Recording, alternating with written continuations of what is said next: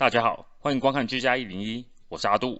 我们之前视频做过 Roborock S5 的清洁，通过更换轮子来处理内部错误，也更换过电池，然后对这吸地拖地机器人做出了很好的评价，尤其是在电池效能上让我很惊喜，可以大概撑2年左右，所以我一直都没有购买新的款式，尤其是 S6 跟 S7 在增强拖地功能同时，减弱了吸地的强度，所以在功能差不多的前提下，评价并没有比较好。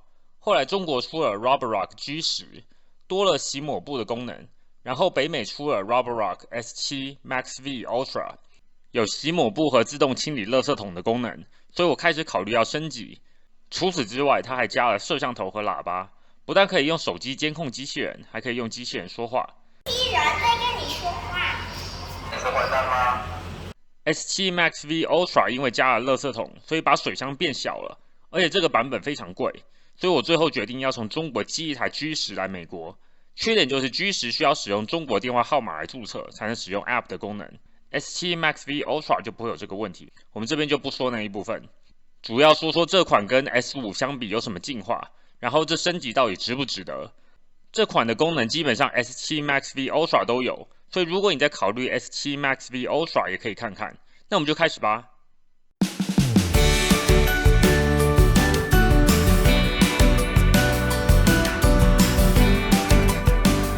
首先我们来开箱，看看里面有什么。有一个斜坡状的底座，它的斜坡设计是让机器人洗完抹布后，可以让抹布悬空晾干。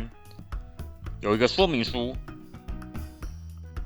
然后是机器人本身，然后是洗抹布的基地。机器人会进去这个空间里面洗抹布。我们把这斜坡状的底座装上去，然后把里面的泡棉抽掉，插上电源，把水箱上的胶带撕掉。打开来，里面有2个水箱，透明的是装干净的水，这个偏黑色的则是装机器人洗完抹布后的脏水。就机器人方面，下方的滚轮槽跟滚轮变了，感觉滚轮槽变得更灵活了一些，然后滚轮改成全橡胶而没有毛刷。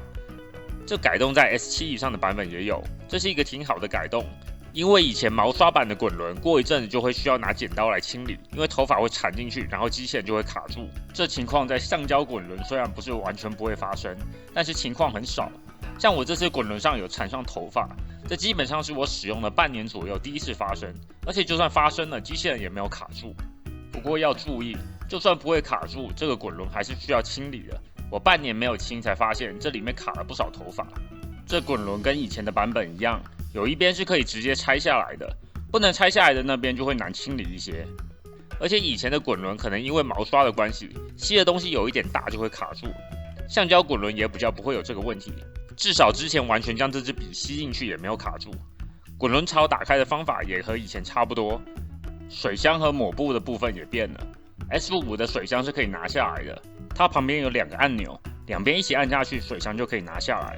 抹布是一片粘上去之后直接拖着走。G10 和 S7 都多了自动洗抹布和抹布来回震动的拖地功能，因为自动补水，所以以前水箱的位置改了。S5 水箱在抹布上方。G10 水箱改成了从前面直接拿出来。我看有些版本这个抹布的位置旁边还是有按钮，可以把这个抹布的基地拆下来。我看了半天还是没有看到我这旁边有按钮，所以大概是拆不下来。你可以看到，虽然频率可以少非常多，但是其实还是需要多买几条抹布更换。只是用1条的话，就算基地洗过也还是黑黑的。我们将它充电完，装水进去试一试。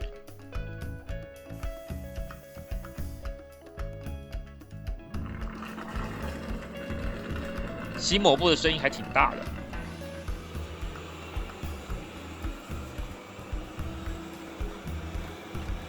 吸地的声音可能在视频中比较不出来，不过相比 S5 要小声一些。不过其实我看比对 ，S5 的吸力比较大，所以相对之下比较吵，挺正常的。这些新款的基本上都是在想办法进化拖地的功能，吸地和拖地都没什么问题。这个新的收抹布的功能倒是没什么用，因为它只是对很薄的地毯有用，只要厚一点的基本上都还是会有一样的问题，最后都还是需要卷地毯或者设隐形墙。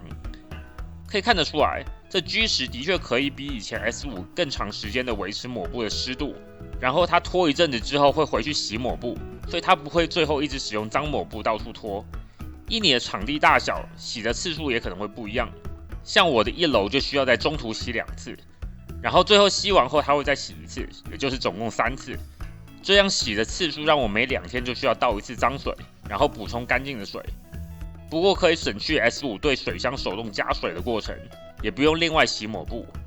这边开始我讲一些我觉得很扣分的地方，就是这个脏水桶会非常的臭，真的不是普通的臭，就算是你加了清洁剂也没有办法解决这个问题。这说明书上说了不能加漂白剂，大概是怕损坏管线，所以唯一的解决办法是在这个清洁槽内加入没有漂白剂的清洁剂。我用的是这款清洁剂，我把它加入这个基地里，我试过加在水桶里，效果会比较差，大概是清洁剂会沉淀的关系，这样脏水桶的味道就会被掩盖掉。但是这个清洁槽跟滚刷也需要经常清理，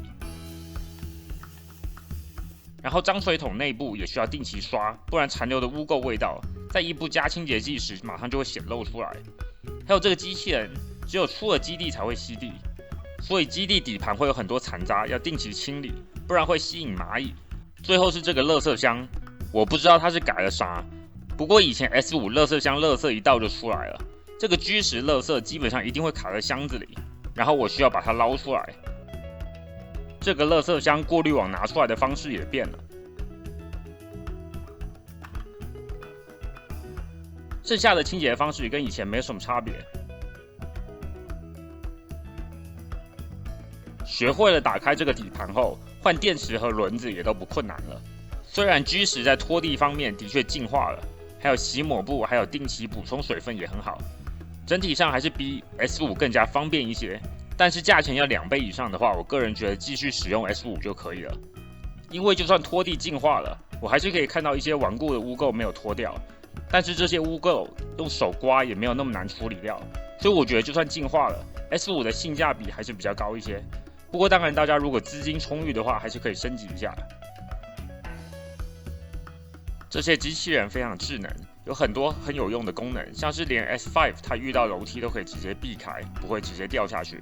我 G10 没有试过，因为我主要是把它留在1楼拖地。可是这些功能在新款肯定也是有的。就 Roborock S5 的介绍、清洁、维护以及 App 的使用，各位可以看看我以前的视频。这样就完成啦。如果您觉得视频有帮助，请按赞、订阅并开启小铃铛，我会尽量更新各种居家建议，希望对大家有帮助。非常感谢，谢谢收看。